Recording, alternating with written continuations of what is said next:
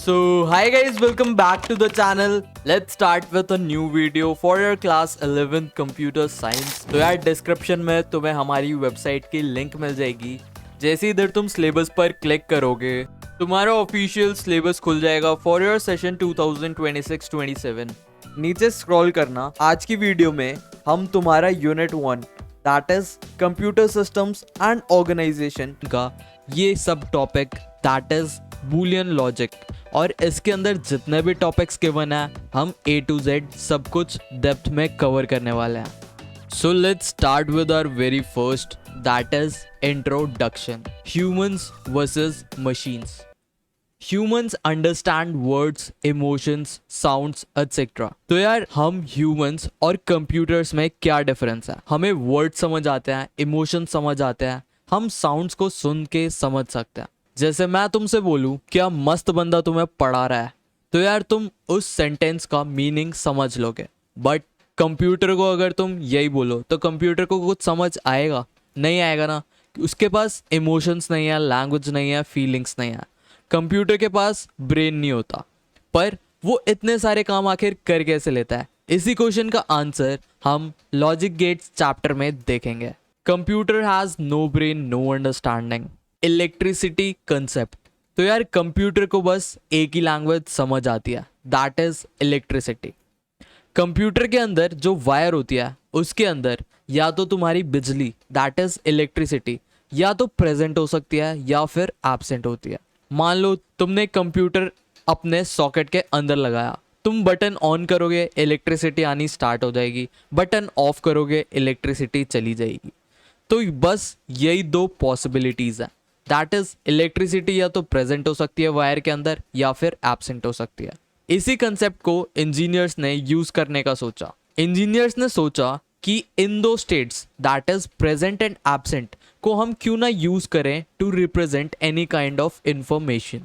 तो यार यहीं से तुम्हारा बाइनरी सिस्टम डेवलप हुआ। तुमने बहुत बार सुना होगा कि कंप्यूटर को बस 0 और 1 समझ आता है। तो 0 का मतलब इलेक्ट्रिसिटी ऑफ, 1 का मतलब इलेक्ट्रिसिटी ऑन। तुमने कई बार बहुत जगह देखा होगा जहां ऑन ऑफ लिखा रहता है वहां पर ऐसा सिंबल होता है। तो ये वाला सिंबल भी इन दोनों चीजों से जनरेट हुआ है। 0 का मतलब इलेक्ट्रिसिटी ऑफ एंड 1 का मतलब electricity is present, switch on है। तो यार इसलिए कंप्यूटर की दुनिया में हर एक चीज को इवेंचुअली हम 0 और 1 में कन्वर्ट करते हैं। फोटो का एक पिक्सल भी 0-1 में कन्वर्ट होता है। तुम्हारी वीडियो, सॉन्ग, गेम और तुम जितनी भी चीजें करते हो अपने कंप्यूटर पे कहीं ना कहीं वो लास्ट में कन्वर्ट होता है 0 और 1 में। जो आगे वाला चैप्टर है उसमें हम देखेंगे कि 0-1 में कोई भी चीज़ कैसे कन्वर्ट होती है।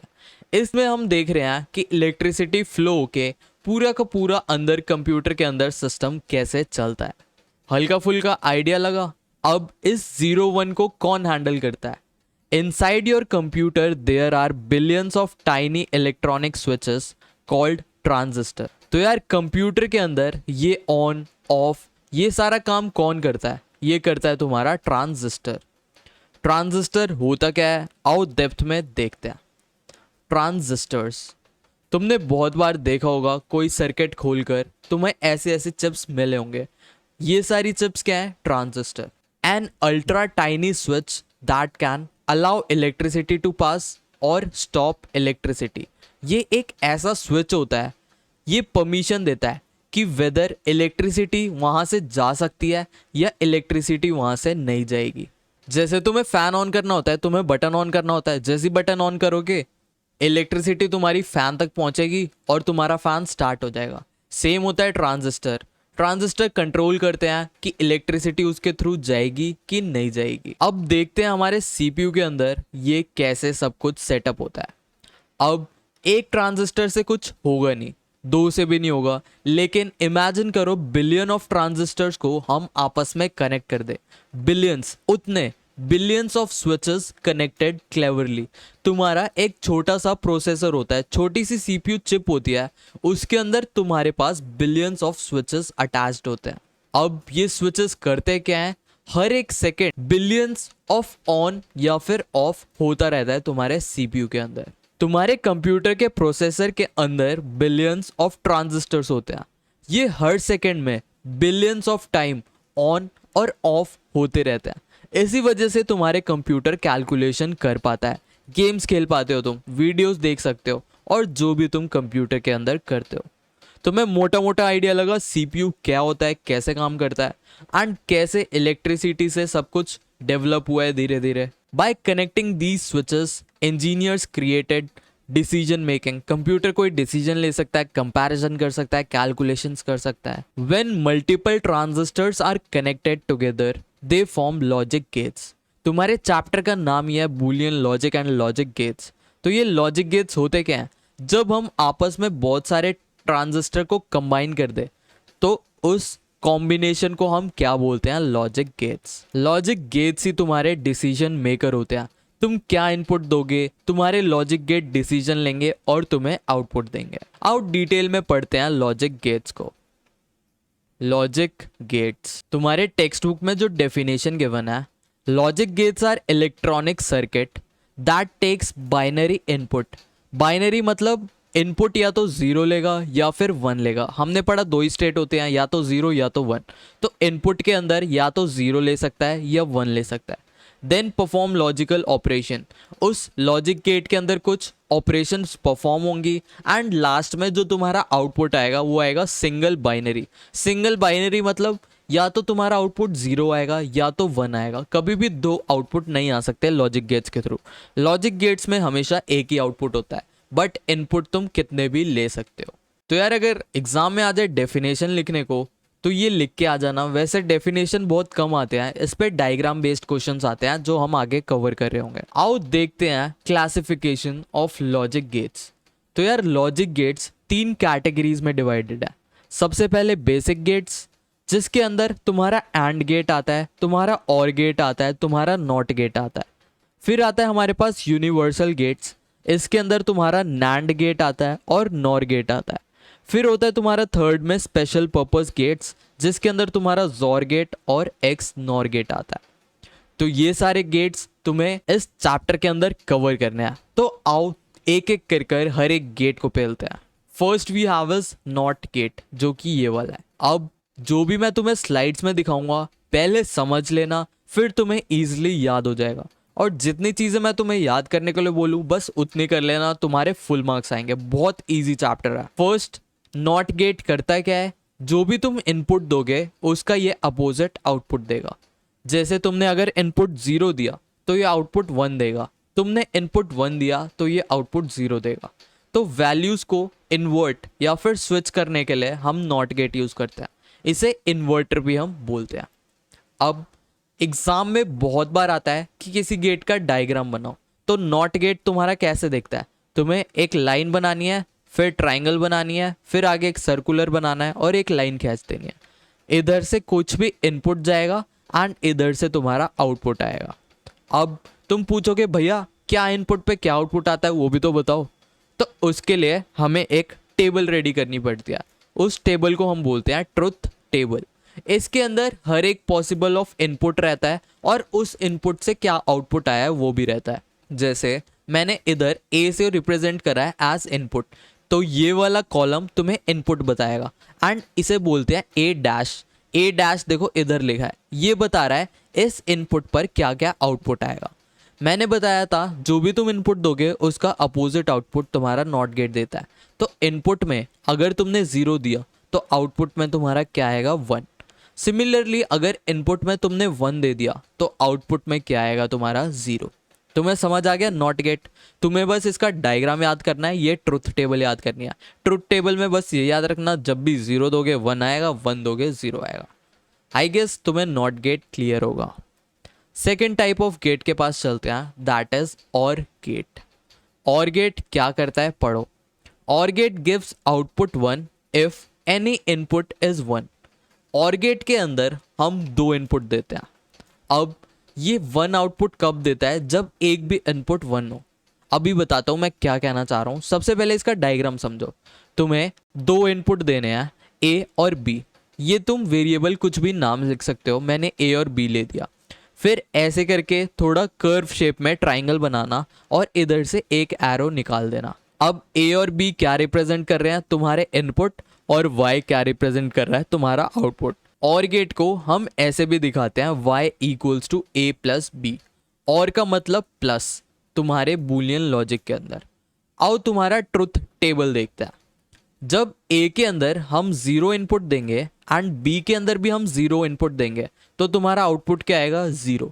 मैंने इधर क्या लिखा है, आउटपुट 1 तभी आएगा जब a या b में से कोई भी वैल्यू एक 1 हो। एक या एक से ज़्यादा अगर वैल्यू 1 होगी तो तुम्हारा आउटपुट 1 आएगा। जैसे 0 0 में आउटपुट तुम्हारा क्या है, 0। अगर मान लो a की वैल्यू 0 है, इधर से 0 आ रहा है, और b की वैल्यू 1 है, इधर से 1 आ रहा है, तो 0 और 1 जब ऐड होंगे क्या बना देंगे, 1। सिमिलरली अगर a में तुम 1 इनपुट करा रहे हो और b में 0 इनपुट करा रहे हो तो तुम्हारा आउटपुट क्या आएगा, 1।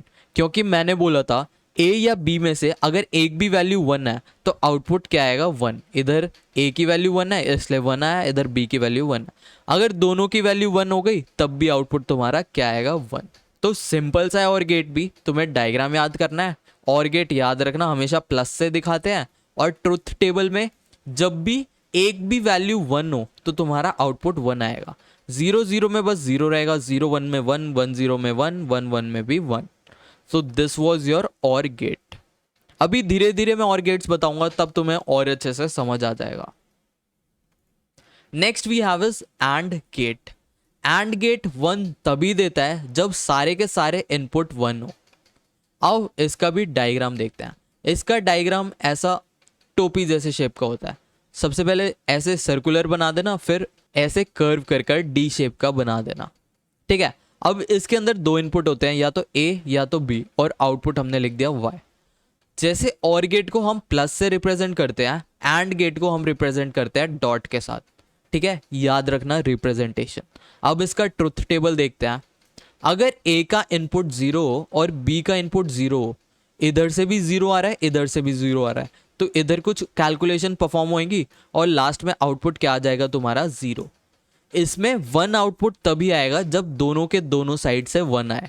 जैसे इधर 0 1 आ रहा है तो आउटपुट क्या आएगा, 0। इधर 1 0 आ रहा है तो इधर आउटपुट क्या आएगा, 0। बट इधर देखो, अगर A की वैल्यू भी 1 है और B की वैल्यू भी 1 है तो तुम्हारा आउटपुट क्या आएगा, 1। तो हमेशा याद रखना एंड गेट में जब दोनों इनपुट की वैल्यू 1 हो तभी आउटपुट की वैल्यू 1 आती है। तुम्हें समझ आया नॉट और एंड गेट। नेक्स्ट हमारे पास होता है नैंड गेट।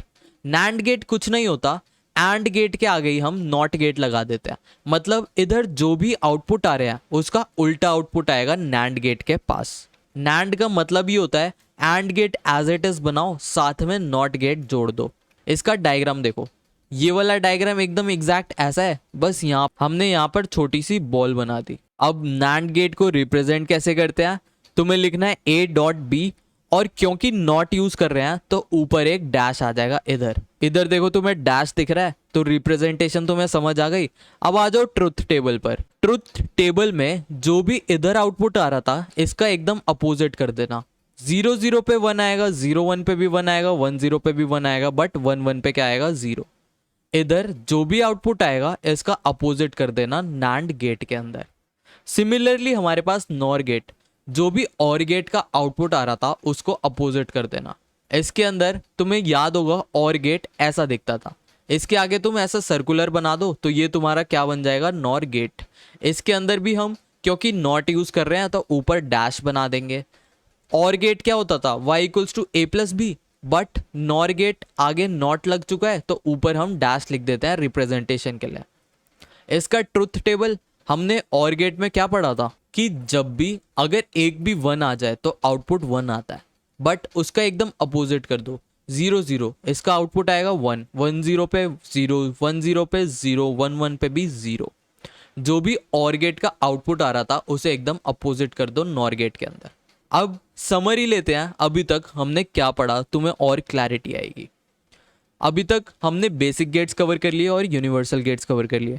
बेसिक गेट्स के अंदर हमने क्या क्या पढ़ा था, सबसे पहले नॉट गेट पढ़ा था, फिर और गेट, फिर एंड गेट। नॉट गेट के अंदर हम जो भी इनपुट कराते थे वो रिवर्स हो जाता था। जैसे 0 इनपुट करा रहे हैं तो आउटपुट 1 आ रहा था, 1 इनपुट करा रहे हैं आउटपुट 0 आ रहा था। उसके बाद हमने पढ़ा था और गेट। और गेट का डायग्राम ऐसा होता है। और गेट के अंदर 1 तभी आता है जब एक भी इनपुट 1 हो। ठीक है, जैसे 0 0 पे आउटपुट 0, 0 1 पे 1, एक 1 आ गया तो इधर 1 लिख दिया, इधर एक 1 आ गया 1 लिख दिया, 2 1 आ गए तब भी 1 लिख दिया। तुम्हें समझ आया और गेट। उसके बाद एंड गेट, एंड गेट के अंदर 1 तभी आता है जब दोनों इनपुट 1 हो। जैसे 0 0 पे 0, 0 1 पे 0, 1 0 पे 0, 1 1 पे भी 1। इसका सिंबल याद रखना, ऐसे होता है। फिर उसके बाद आता है तुम्हारा नैंड गेट और नॉर गेट। जब भी एंड गेट को हम उल्टा कर दे, इसके जो भी आउटपुट आ रहे हैं उसको रिवर्स कर दे, तो वो क्या बन जाता है, नैंड गेट। और इसके यहाँ एक छोटी सी बॉल अटैच हो जाती है। जैसे इधर 0 आ रहा था इधर 1 आएगा, इधर 0 आ रहा था इधर 1 आएगा, इधर 0 आ रहा था इधर 1 आएगा, इधर 1 आ रहा था इधर 0 आएगा। Similarly is nor gate. जो भी और गेट का तुम्हें डायग्राम याद था, ट्रुथ टेबल याद थी, इसी को एकदम रिवर्स कर देना। जैसे इधर आउटपुट क्या आता है, 0 1 1 1, इधर आउटपुट क्या आएगा, 1 0 0 0। तुम्हें समझ आया? अभी तक हमने जितने भी गेट्स कवर करे, अभी तक हमने क्या क्या कवर करा, एंड गेट ऐसा डायग्राम, और गेट ऐसा diagram, not gate, nand gate और नॉर गेट। अब लास्ट तुम्हारे 2 और गेट्स रह गए, that is special purpose gates. सबसे पहले हमारे पास जोर गेट। जोर गेट को हम फुल फॉर्म क्या होती है, exclusive or. XOR gives output 0 when the inputs are same. जब भी तुम्हारे इनपुट सेम होते हैं तब आउटपुट 0 आता है। जैसे जब भी इनपुट 0 0 तो 0 आया, 1 1 आया तो 0 आया। जब भी अपोजिट इनपुट होंगे, या तो 0 1 या 1 0, तब तुम्हारा आउटपुट क्या आएगा, 1। दोबारा, जब भी सेम इनपुट हो, जैसे ए के अंदर भी 0 आ रहा है, बी के अंदर भी 0 आ रहा है, तो तुम्हारा आउटपुट क्या आएगा, इधर 0। सिमिलरली अगर ए के अंदर 1 आ रहा है, बी के अंदर 1 आ रहा है, तब तुम्हारा आउटपुट क्या आएगा, 0। जब भी सेम इनपुट्स हो तो तुम्हारा आउटपुट आता है 0। इसको रिप्रेजेंट करने के लिए हम लिखते हैं y इक्वल्स टू ए, फिर प्लस लिखते हैं, प्लस के ऊपर सर्कुलर एंड बी। तो ये उसका रिप्रेजेंटेशन होता है। तुम्हें हर एक गेट का डायग्राम याद करना है, रिप्रेजेंटेशन याद रखना है, और ये ट्रुथ टेबल। मैंने ट्रुथ टेबल की शॉर्टकट्स भी बता दी जब भी तुम पढ़ रहे हो। इसी का एग्जैक्ट अपोजिट होता है XNOR gate, exclusive nor. ये आउटपुट 1 देता है जब इनपुट सेम होते हैं। जैसे इधर देखो, इनपुट सेम है, ए से भी 0 आ रहा है, बी से भी 0 आ रहा है, तो आउटपुट क्या आया, 1। बट ऊपर जब सेम इनपुट आ रहे थे आउटपुट 0 आता था। इधर जब भी सेम इनपुट आता है आउटपुट क्या आता है हमारा, 1। एकदम इसका एग्जैक्ट अपोजिट बनाकर आ जाना। इसकी रिप्रेजेंटेशन कैसे लिखते हैं हम, a प्लस बी लिखते हैं, सर्कुलर बना देते हैं, ऊपर डैश लिख देते हैं। जब भी ऊपर डैश आ जाए, मान लो कहीं ना कहीं n इन्वॉल्व है, x nor, that is x और का एकदम एग्जैक्ट अपोजिट। आई गेस तुम्हें जितने भी गेट्स मैंने अभी तक पढ़ा है क्लियर होंगे। अब एक और लॉ तुम्हारे सिलेबस में गिवन है, that is D Morgan's law. D Morgan's law क्या कहता है, अगर a प्लस बी कराए और ऊपर हम डैश लिख दें, ये किसके बराबर होता है, तुम a को सेपरेट लिख दो, b को सेपरेट लिख दो, ऊपर के दोनों के ऊपर डैश लगा दो और प्लस की जगह यहाँ लिख दो मल्टीप्लाई। तो डी मॉर्गन लॉ में क्या होता है, तुम्हारे ऑपरेटर चेंज हो जाते हैं। ये और वाला ऑपरेटर होता था, मैंने बताया था, प्लस वाले को हम और ऑपरेटर बोलते हैं।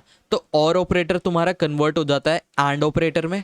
तुम्हारे नॉर्मल वेरिएबल चेंज हो जाते हैं डैश वाले वेरिएबल में। इसके अंदर बस तुम्हें 2 फॉर्मूले याद रखने हैं, एक ये वाला फॉर्मूला, एक ये वाला फॉर्मूला। इसके अंदर देखो, एंड गेट चेंज हो गया किसके अंदर, और के अंदर। इधर क्या चेंज हुआ था, और वाला चेंज हुआ था एंड गेट के अंदर। मतलब जो भी मल्टीप्लाई वाले होंगे वो प्लस में कन्वर्ट हो जाएंगे, प्लस वाले मल्टीप्लाई के अंदर। इधर देखो मल्टीप्लाई है, ऊपर डैश लिखा है, तो तुम्हें लिखना है ए बी, मल्टीप्लाई की जगह तुम्हें लिख देना है प्लस, और पूरे डैश की जगह एक एक के ऊपर डैश लिख देना। तो इसका शॉर्टकट यही है, जब भी बार आ जाए, जब भी किसी फॉर्मूले के ऊपर बार आ जाए, तुम्हें ऑपरेटर चेंज कर देना है। प्लस वाला एंड में बन जाएगा और एंड वाला ऑपरेटर प्लस के अंदर कन्वर्ट हो जाएगा। Or changes to and changes to or. तो ये था पूरा तुम्हारा थ्योरी वाला पार्ट। आओ थोड़े बहुत क्वेश्चंस प्रैक्टिस करके देखते हैं। आओ कुछ क्वेश्चंस है, प्रैक्टिस करते हैं। A logic circuit has 2 inputs being x and y. Fill in all the possible combinations. तो तुमसे पूछा है, अगर तुम्हारे पास 2 इनपुट लेने हो, क्या क्या कॉम्बिनेशन पॉसिबल हो सकता है।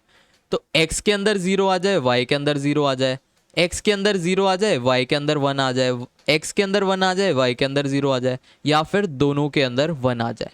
तो ये सारे पॉसिबल इनपुट्स है जो कि हम दे सकते हैं। आओ क्वेश्चन नंबर 2 देखते हैं। The figure below shows a logic circuit and its incomplete truth table. Complete the below truth table. तो तुम्हारे पास ये दो गेट कंबाइन कर रखे हैं और तुमसे बोला है ये पूरा का पूरा टेबल कंप्लीट करो। तो सबसे पहले जब भी डायग्राम बेस्ड क्वेश्चन आए तुम्हें गेट्स आइडेंटिफाई करने हैं। ये कौन सा गेट है तुम्हारा, और गेट, इधर मैं लिख देता हूँ जो तुम्हें याद रहेगा। ये और गेट है और ट्राइंगल वाला कौन सा गेट होता था तुम्हारा, नॉट गेट। ठीक है, अब तुमसे बोला है अगर ये दो हमारे पास इनपुट है तो सी और क्यू की क्या क्या वैल्यू आएगी। आओ एक एक कर देखते हैं। सबसे पहले पहला वाला केस देते हैं। ए की वैल्यू हमारे पास क्या ही है, 0, एंड बी की वैल्यू हमारे पास क्या ही है, 0। तो और गेट में क्या होता है, जब भी एक या एक से ज्यादा 1 होते हैं तभी आउटपुट 1 आता है, वरना 0 आता है। अब इधर क्योंकि दोनों 0 है तो इस वायर में वैल्यू क्या पहुंचेगी, 0, क्योंकि और गेट जब भी 0 0 जाता है तो आउटपुट क्या देता है, 0। तो सी की वैल्यू क्या हो गई हमारे पास, इधर लिख दो तुम 0। अब क्योंकि ये नॉट गेट है, नॉट गेट वैल्यू को रिवर्स कर देता है। इधर हमने 0 भेजी तो इधर वैल्यू क्या आएगी, 1। तो क्यू की वैल्यू हमारे पास क्या हो जाएगी, 1। ठीक है, तुम्हें समझ आया। अब नेक्स्ट चलते हैं अपने दूसरे केस के ऊपर। इधर तुमसे बोला है ए की वैल्यू क्या लो, 0, और बी की वैल्यू क्या लो, 1। अब ये दो वैल्यूज तुम्हें पास करानी है इस गेट से। तो मैंने बताया था और गेट में अगर एक भी वैल्यू 1 है तो तुम्हारा आउटपुट क्या आ जाएगा, 1। तो इधर सी के पास आउटपुट क्या आएगा, 1। तो इधर हम लिख देंगे 1। अब क्योंकि नॉट गेट लिखा है, नॉट गेट वैल्यू को रिवर्स कर देता है, 1 किस में चेंज हो जाएगा तुम्हारा, 0 के अंदर। तो क्यू के पास क्या वैल्यू जाएगी, 0। ठीक है, अब इसे मिटाओ। अब आ जाओ नेक्स्ट केस पर। थर्ड केस देखते हैं। इसने बोला ए की वैल्यू तुम ले लो 1, और बोला इसने बी की वैल्यू तुम ले लो 0। अब 1 और 0 क्योंकि एक इसमें से एक भी वैल्यू 1 हो तो आउटपुट क्या आएगा, 1, क्योंकि हम और गेट यूज कर रहे हैं। और सी इधर क्या आ गया हमारे पास, 1। अब क्यू में वैल्यू रिवर्स हो जाती है तो 1 किसके अंदर कन्वर्ट हो जाएगा तुम्हारा, 0 के अंदर। ऐसे ही करके तुम्हारे पूरा का पूरा टेबल फिल करना है। अब मान लो हम ले लेते हैं येलो पेन। अब इसने बोला ए की वैल्यू भी 1, बी की वैल्यू भी 1। तो इधर ए की वैल्यू भी 1 होएगी, बी की वैल्यू भी 1, और गेट से पास करेंगे तो इधर आउटपुट आ जाएगा 1। तो सी की वैल्यू हमारे पास क्या आई है, 1। उसके बाद इधर से वैल्यू पास होएगी किस पर, क्यू पर। तो क्यू पर वैल्यू इन्वर्ट हो जाएगी क्योंकि हमारा नॉट गेट लिखा है। तो इधर 1 चेंज हो जाएगा किस में, 0 में। तो ये का पूरा हमारा ट्रुथ टेबल बन गया। तो एग्जाम में तुम्हारे पास ऐसे क्वेश्चंस आएंगे, तुम्हारी मैम बोल देंगे कि ये इनपुट है, बताओ यहाँ पर क्या आउटपुट आ रहा है, यहाँ पर क्या आउटपुट आ रहा है। तो ऐसे ही करके तुम्हें पूरा का पूरा सॉल्व करना है। चलो एक और करके दिखाता हूँ। The figure below shows a logic circuit and it's incomplete truth table, complete it's truth table. तो हमारे पास बस दो वैल्यू गिवन है ए बी, तुम्हें ये सारी चीज़ें पता करनी है। तो सबसे पहला केस देखते हैं। ए की वैल्यू 0, बी की वैल्यू 0। तो इधर ऐसे मार्क कर लिया करो, ए की वैल्यू 0, बी की वैल्यू 0। तो इधर से 0 गया, इधर से 0 गया। अब ये कौन सा गेट है, ब्लैक पेन से हम लिख देते हैं, ये हमारे पास है और गेट। और ये वाला कौन सा गेट है, एंड गेट। तभी मैंने तुमसे बोला था गेट्स का डायग्राम भी याद कर लेना। अब सबसे पहले इधर से 0 गया, इधर से भी 0 गया। तो और के अंदर अगर दोनों 0 हैं तो इधर क्या वैल्यू आएगी, 0। तो सी के अंदर भी कौन सी वैल्यू आई है हमारे पास, 0 पहले केस में। उसके बाद ये बी की देखो यहाँ से कनेक्ट है तो इधर भी अभी क्या ही जा रहा होगा, 0 एज इट इज जा रहा होगा। यहाँ पर भी, यहाँ पर भी, यहाँ पर भी, तो यहाँ तक भी क्या हमारे पास आया है, 0। तो डी की वैल्यू भी क्या आ गई हमारे पास, 0। अब एंड गेट में 0 0, एंड गेट के अंदर जब दोनों वैल्यू 1 होती है तभी आउटपुट 1 आता है। बट इधर इनपुट एक 0 आ रहा है, इधर भी 0 आ रहा है। तो क्यू के पास वैल्यू क्या पहुंचेगी, 0। तो इधर भी आ गया हमारे पास 0। तुम्हें समझ आया। अब ले लो इरेजर। अब दोबारा हर एक रो के लिए हमें करना है। नेक्स्ट रो लेते हैं। इसने बोला ए की वैल्यू तुम क्या ले लो, 0, और बी की वैल्यू क्या ले लो, 1। अब और गेट में अगर एक भी 1 हो तो आउटपुट क्या आता है, 1। तो सी के पास वैल्यू क्या पहुंची, 1। तो इधर लिख दो तुम 1। अब यही वाली वैल्यू इधर इधर इधर इधर इधर जाके यहाँ डी तक पहुंची। तो डी की भी वैल्यू क्या है, 1। तो डी की भी वैल्यू तुमने लिख दी 1। अब एंड गेट के अंदर जब दोनों वैल्यू 1 होती है तो आउटपुट भी क्या आता है तुम्हारा, 1। तो इधर क्यू की वैल्यू भी आ गई 1। ठीक है, अब इसे इरेज करो, पेन रेड। अब इसने बोला है थर्ड केस लो, ए की वैल्यू तुम ले लो 1, बी की वैल्यू ले लो तुम 0। अब क्योंकि और गेट है, अगर एक भी वैल्यू 1 आ रही है तो इधर आउटपुट भी 1 आएगा। और ये 0 एज इट इज ट्रैवल कर रहा है इधर, तो इधर आ गया 0। अब एंड गेट के अंदर जब दो वैल्यू 1 होती है तभी आउटपुट 1 आता है, बट इधर एक वैल्यू 0 है तो आउटपुट इधर क्या आ जाएगा 0। तो इधर C की वैल्यू क्या आई है तुम्हारे पास 1, D की वैल्यू क्या आई है हमारे पास 0 एंड Q की वैल्यू भी क्या आई है हमारे पास 0। अब आ जाओ हमारे लास्ट केस के ऊपर, जब दोनों इनपुट 1 हो, A की वैल्यू भी 1 है और B की वैल्यू भी 1 है। अब 1 और 1 पास करा रहे हैं, अगर एक भी 1 हो या दोनों 1 हो तो और गेट में वैल्यू क्या आ जाती है 1, तो C की वैल्यू तुम्हारे पास क्या आ गई 1। अब इधर से ये वैल्यू एज इट इज चलेगी चलेगी चलेगी, इसके पास आ जाएगी, तो D के पास भी वैल्यू क्या आई है तुम्हारी 1, तो इधर D की भी वैल्यू 1 लिख दो। अब एंड गेट के अंदर अगर दोनों 1 हो रहे हैं तो आउटपुट भी तुम्हारा क्या आएगा 1, तो इधर लिख दो Q की वैल्यू 1। तो ऐसी तुम्हारे एग्जाम्स में क्वेश्चन आएंगे, तुम्हें ट्रुथ टेबल कंप्लीट करनी होगी। तो ये इजी चैप्टर है, अगर तुम ये पूरी की पूरी प्रैक्टिस शीट प्रैक्टिस कर लोगे तो तुम इजीली क्वेश्चंस कर पाओगे। नीचे इधर आंसर्स भी लिखे हैं तो तुम मैच भी कर सकते हो। बाकी डिस्क्रिप्शन में तुम्हें हमारी वेबसाइट की लिंक मिल जाएगी, इधर से तुम PYQs या फिर अभी जिस स्लाइड से मैंने तुम्हें पढ़ाया है इधर नोट्स पर क्लिक कर कर तुम वो नोट्स भी एक्सेस कर सकते हो। बाकी सिलेबस में देखते हैं, हमने नॉट गेट पढ़ लिया, एंड गेट पढ़ लिया और नैंड नॉर ज़ोर, हमने ट्रुथ टेबल्स भी पढ़ ली, हमने डी मॉर्गन लॉ भी कवर कर लिया और हमने अभी कुछ सर्किट्स भी सॉल्व करके देखे। सो हमने सिलेबस के अंदर जितने भी टॉपिक्स तुम्हारे मेंशन थे सारे कवर कर लिया है। So this was your complete chapter of your class 11 computer science. Thank you guys for watching. See you in the upcoming lectures.